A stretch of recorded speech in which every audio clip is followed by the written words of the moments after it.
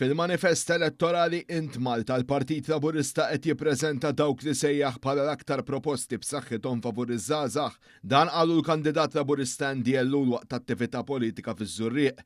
Ellul qal li gvernijiet nazzjonalisti kienu jħadnu politika ta' austerità filwaqt li gvern Laburista mexxa ekonomija li kibret b'mod sostnut u diskontu waslet għal aktar għajnuna soċjali biex ħadd ma jitħalla lura. Illum fil-manifest elettorali int Malta għandna l-aktar proposti b'saħħithom għaż-żgħażagħ tagħna li qatra pajjiżna.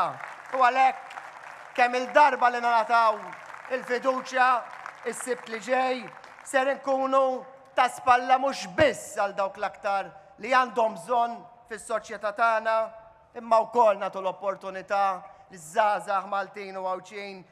Minħati għaw il-kandidat Michael Falzon tkellem dwar it-tradizzjonijiet u l-valuri Maltin u sostna li kien il-Partit Laburista li dejjem ħadem biex iħarishom u rrefera wkoll għall-appoġġ li skontu gvern Laburista tal-nies fi żminijiet diffiċli. Lil dawk illi forsi tiġihom it-tentazzjoni ibidlu ngħidilkom u ngħidilkom minn qalbi. Aħsbuha sewwa. Ma tistax tilab logħba tal-azzard bil-futur ta' nantek, bil-futur ta' ommok, bil-futur ta' żewġek, ta' wliedek u ta' dan il-pajjiż.